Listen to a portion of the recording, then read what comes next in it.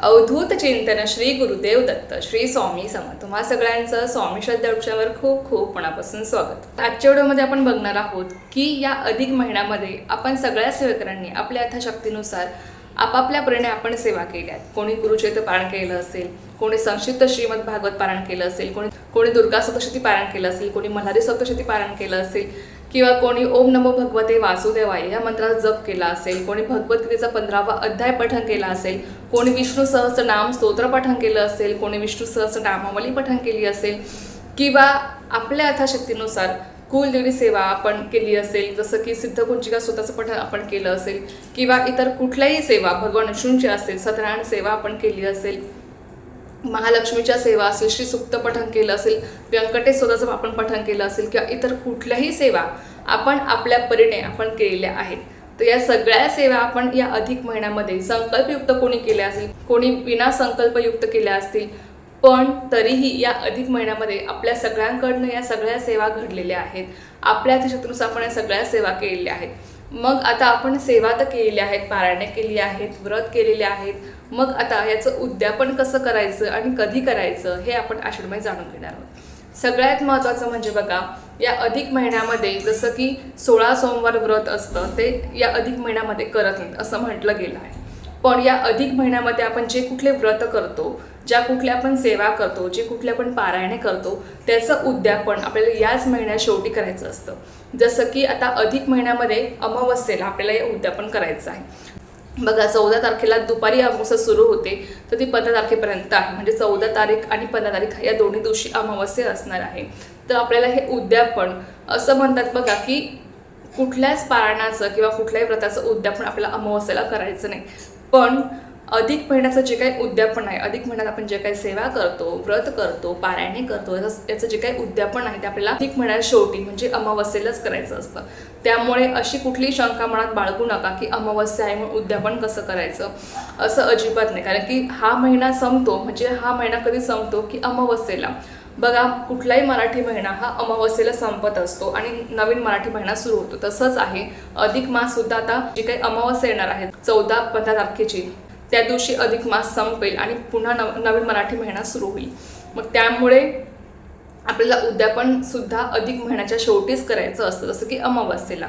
मग तुमच्या मनात जर शंका असेल तुम्ही 13 तारखेला सुद्धा उद्यापन करू शकता, काहीच हरकत नाही, किंवा तुम्ही त्या अगोदर सुद्धा म्हणजे 11, 12, 13 तारखेला सुद्धा तुम्ही उद्यापन करू शकता, काहीच हरकत नाही, तुमच्या यथाशक्तीनुसार आहे। पण असं म्हटलं गेलं आहे की अधिक महिन्याचं जे काही उद्यापन आहे तुम्हाला अमावस्येला म्हणजे अधिक महिना जेव्हा संपतो त्या दिवशीच आपल्याला हे उद्यापन करायचं असतं। तर आता बघा, तुम्ही कुठल्याही सेवा केल्या असतील तर त्याचं उद्यापन आपल्याला करायचं। आता उद्यापन करायलाच पाहिजे का आणि ते का करावं हे आपण आधी जाणून घेऊया। बघा, उद्यापन करायलाच पाहिजे असं अजिबात नाही, पण बघा उद्यापन जर आपण केलं, उद्यापन म्हणजे बघा अगदी खूप काही मोठं काय आपल्याला करायचं नाहीये, खूप काही दिखावा करायचा नाहीये, पण आपल्या यथाशक्तीनुसार आपल्याला जमेल तसं आपल्याकडनं या दिवशी दानधर्म घडतो, आपल्याकडनं सत्कर्म घडतात आणि या उद्यापनामुळे आपल्याकडून त्या दिवशी अर्थातच चांगले कर्म घडतात। आपण यथाशक्ती कोणाला दानधर्म करत असतो किंवा आपण यथाशक्ती आपण सेवा करत असतो, त्या सेवेमुळे त्या दानधर्मामुळे नक्कीच आपल्यावर भगवंतांची कृपा होते। असं म्हटलं गेलं आहे की अधिक मास हा भगवान विष्णूंना समर्पित आहे आणि त्यामुळे या महिन्यात शेवटी आपण जेव्हा उद्यापन करतो तेव्हा भगवान विष्णूंची आपल्याला अखंड कृपा राहत असते। आणि त्याचबरोबर आपल्याला आपल्या संपूर्ण सेवेचं, आपण जे काही सेवा या महिन्यामध्ये केलेल्या आहेत, जे काही व्रत केले आहेत, जे काही पारायणे आपण केले आहेत, त्या सगळ्या सेवेचं आपल्याला संपूर्णपणे फळ मिळतं जेव्हा आपण उद्यापन करत असतो। म्हणून आपल्याला उद्यापन करणं गरजेचं असतं।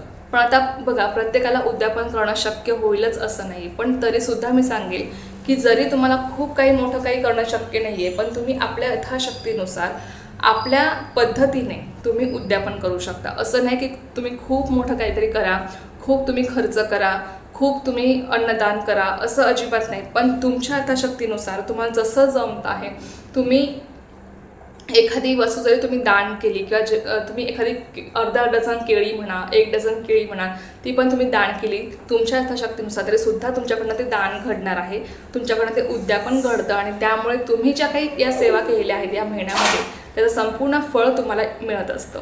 त्यामुळे आपल्याला उद्यापन करणं महत्त्वाचं असतं. आता बघा की उद्यापन कसं करायचं आहे आणि कधी करायचं. मी तुम्हाला सांगितलं की उद्यापन आपल्याला महिन्याच्या शेवटीच करायचं असतं, जसं की अमावस्येला. मग तुम्ही 14 तारखेला करू शकता किंवा तुम्ही 15 तारखेला तुम्ही उद्यापन करू शकता.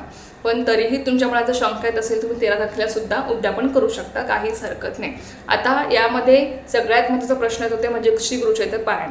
आता गुरुचरित्र पारायणाचं उद्यापन आपण अमावस्येला करत नाही. आपण इतर कुठल्याही सेवांचं किंवा व्रताचं आपण उद्यापन करू शकतो, पण गुरुचरित्र ग्रंथाच्या पारायणाचं उद्यापन आपल्याला फक्त अमावस्येला करता येत नाही.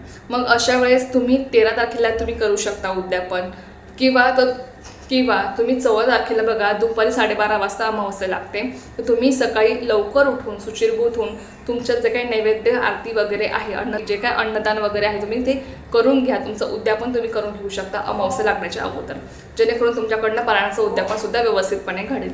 तर आता बघा की उद्यापनाच्या दिवशी आपल्याला काय करायचं आहे. सकाळी लवकर उठून सुचिरभूत होऊन आपल्याला सगळ्यात आधी आपले नित्यकर्म आटपून घ्यायचे आहेत, जसं की सूर्याला जल अर्पण करणं, तुळशी मातेला जल अर्पण करणं. तर रविवारी आपण तुळशी मातेला जल अर्पण करत नाही, पण तुम्ही 14 तारखेला उद्यापन केलं किंवा 13 तारखेला तुम्ही उद्यापन करणार असाल तर नक्कीच तुम्ही या सगळ्या सेवा करू शकता.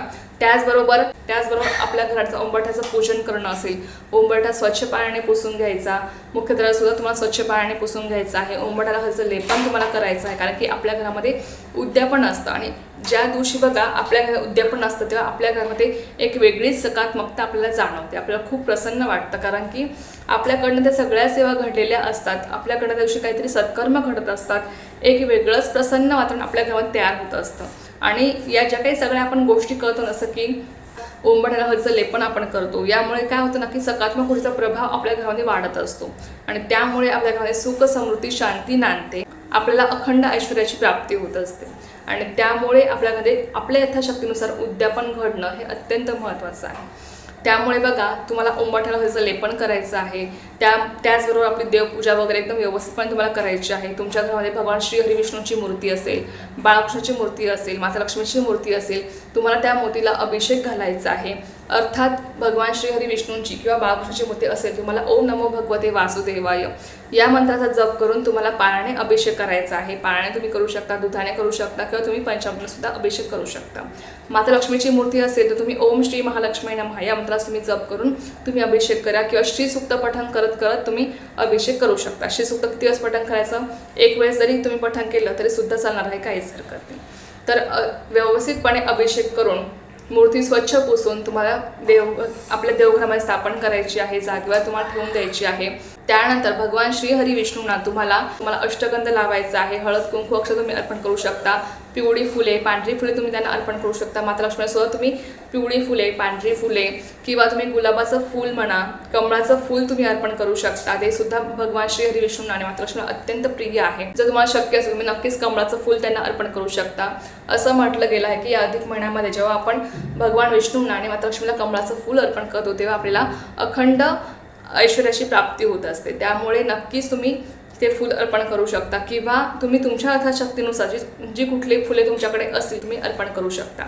शेवटी आपला भाव महत्त्वाचा आहे. आपण किती मनापासून या सगळ्या गोष्टी करत आहोत, आपण किती मनापासून किती श्रद्धेने आपण या सगळ्या सेवा केलेल्या आहेत, हे सगळ्यात जास्त महत्त्वाचं. नाही तर फक्त दिखाव्यासाठी करायचं आहे, दिखावा म्हणून अन्नदान करायचं आहे, दिखावा म्हणून उद्यापन करायचं आहे, तर ते भगवंताला कधीही मान्य नाही. लक्षात घ्या, भगवंताला फक्त आपल्या मनातला स्वच्छ भाव महत्त्वाचा असतो. आपण त्यांची सेवा, त्यांचं नामस्मरण, त्यांचे पारायणे आपण किती मनापासून पूर्ण श्रद्धेने करतो हे ते बघत असतात. आपला किती विश्वास आहे त्यांच्या सेवेवर, त्यांच्यावर हे ते बघत असतात आणि त्यांना हेच हवं असतं. बाकी त्यांना आपल्याकडनं कुठलीच अपेक्षा नसते की आपण उद्यापन केलंच पाहिजे किंवा आपण त्यांना सगळ्या गोष्टी अर्पण केल्याच पाहिजे, आपण हेच केलं पाहिजे, अशी कुठलीच अपेक्षा आपल्या भगवंताला आपल्याकडनं नसते. त्यांना फक्त एकच गोष्ट हवी असते, ती म्हणजे आपण मनापासून पूर्ण श्रद्धेने त्यांची सेवा करणं. त्याचबरोबर बघा, आता सगळं झाल्यावर तुम्ही तुमच्या यथाशक्तीनुसार तुम्हाला नैवेद्य बनवायचा आहे. आता नैवेद्य कसला बनवायचा, तुम्ही पुरणपोळी करू शकता, तुम्ही वरण भात भाजी चपाती तुम्ही करू शकता. बघा, आपल्या यथाशक्तीनुसार तुम्हाला जसं शक्य असेल तो नैवेद्य तुम्ही बनवू शकता. अर्थात नैवेद्य बनवला की नैवेद्य तुम्हाला दाखवायचा आहे. त्यानंतर तुम्हाला आरती करून घ्यायची आहे भगवान श्री हरी विष्णूंची, माता लक्ष्मीची, आपल्या दत्त महाराजांची, स्वामींची, आपल्या कुलदेवीची तुम्हाला आरती करायची आहे। आरती झाल्यानंतर तुम्ही ज्या जोडप्याला तुम्ही जेवू घालणार असाल किंवा तुम्ही तुमच्या हाताशक्तीतून जे तुम्ही अन्नदान करणार असाल त्यांना तुम्हाला आधीच सांगायचं आहे की आमच्या घरी उद्या सांगता आहे, समाप्ती आहे, उद्या पण आहे, तुम्हाला जेवायला यायचं आहे। नक्कीच तुम्ही त्यांना जेवू घालू शकता किंवा तुम्ही एखाद्या सवाष्ण स्त्रीला तुम्ही जेव घालू शकता, तुम्ही एखादा जोडपं जेव घालू शकता, मुलं जेव घालू शकता, कुमारिका तुम्ही जेव घालू शकता। तुमच्या यथाशक्तीनुसार तुम्हाला अन्नदान करायचं आहे। आणि जरी तुम्हाला कोणी नाही मिळालं अन्नदान करण्यासाठी तरी सुद्धा तुम्ही काय करा, तुम्ही कोरडा शिदा जसं की गहू, तांदूळ, तेल, म्हणजे 1-2 व्यक्तीला पुरेल एवढं धान्य तुम्हाला घ्यायचं आहे। ते तुम्हाला व्यवस्थित बांधून घ्यायचं आहे आणि ते तुम्हाला गरजवंतांना तुम्ही दान करू शकता किंवा तुम्ही ब्राह्मणाला तुम्ही तो शिधा दान करू शकता। मग त्यामध्ये पीठ असेल, गव्हाचं पीठ असेल, ज्वारीचं पीठ असेल किंवा तेल असेल, गहू असेल, तांदूळ असतील, साखर असेल, तुमच्या यथाशक्तीनुसार तुम्ही तो कोरडा शिधा तुम्ही बांधून व्यवस्थित भरून तुम्ही तो दान करू शकता। तर अशापर्यंत तुम्हाला हे अन्नदान करायचं आहे किंवा तुम्ही वस्त्रदान करू शकता। तुमच्या यथाशक्तीनुसार तुम्हाला दान करायचं आहे। तुम्ही केळी दान करू शकता, तुम्ही फळे दान करू शकता, तुम्ही अनारसे दान करू शकता, तुम्ही बत्तासे दान करू शकता। तुमच्या यथाशक्तीनुसार तुम्हाला या दिवशी दान धर्म करायचा असतो। आणि लक्षात घ्या, जेव्हा आपल्याकडनं दान धर्म घडतो तेव्हा नक्कीच आपले पितरसुद्धा आपल्यावर संतुष्ट होत असतात। पितरांसुद्धा आपल्याला आशीर्वाद मिळत असतो, आपल्या कुलदेवीचा आशीर्वाद आपल्याला मिळत असतो, आपल्या गुरूंची आपल्यावर कृपा राहत असते। त्यामुळे आपल्याकडनं अन्नदान घडणं किंवा कुठलंही दान असेल ते घडणं अत्यंत महत्त्वाचं आहे। आणि हा अधिक महिना आहे, त्यामुळे अधिक महिन्यामध्ये दानाला अत्यंत महत्त्व आहे। तुम्ही जेवढं दान कराल तेवढंच तुम्हाला ते अधिक पटीने पुन्हा तुम्हाला मिळत असतं, म्हणून दानाला तेवढंच महत्त्व दिलेलं गेलं आहे। म्हणून तुमच्याकडनं अजूनही कुठलं दान घडलं नसेल तर नक्कीच तुम्ही अधिक महिन्यात शेवटी तुम्ही दान करू शकता, जेणेकरून तुम्हाला पितरांचा आशीर्वाद मिळेल, आपल्या गुरूंची कृपा होईल आणि आपल्या कुलदेवीची सुद्धा तुमच्यावर अखंड कृपा राहील। अशा पण तुम्हाला उद्यापन करायचं आहे। बघा, उद्यापन मी पुन्हा एकदा सांगेल की तुम्हाला अगदी मोठं नाही, अगदीच एकदम थाटमाट नाही, तर तुम्ही अगदी सोप्या पद्धतीने तुम्हाला जसं शक्य आहे तसं तुम्हाला उद्यापन करायचं आहे। म्हणजे तुमच्या यथाशक्तीनुसार तुम्हाला मनापासून पूर्ण श्रद्धेने ते दान करायचं असतं किंवा तुम्हाला उद्यापन करायचं आहे। लक्षात घ्या, अगदी तुम्हाला फार काही मोठं करायचं नाही, तुम्हाला कुठल्याही प्रकारचा खर्च करायचा नाही आहे, तुमच्या यथाशक्तीने तुम्हाला उद्यापन करायचं आहे। तर चला, एक अत्यंत छोटीशी पण तितकीच महत्त्वाची माहिती होती जी मी तुमच्यासोबत शेअर करायची झालेली सेवा मी स्वयंमाचने रुजू करते आणि आजचा व्हिडिओ तेच थांबवते। तुम्हाला जर माहिती आवडली असेल तर व्हिडिओला लाईक, शेअर, सबस्क्राईब करायला विसरू नका। पुन्हा भेटूया अशाच एखाद्या व्हिडिओसोबत किंवा विषयासोबत। तोपर्यंत सर्वांना श्री स्वामी समर्थ, जय जय स्वामी समर्थ।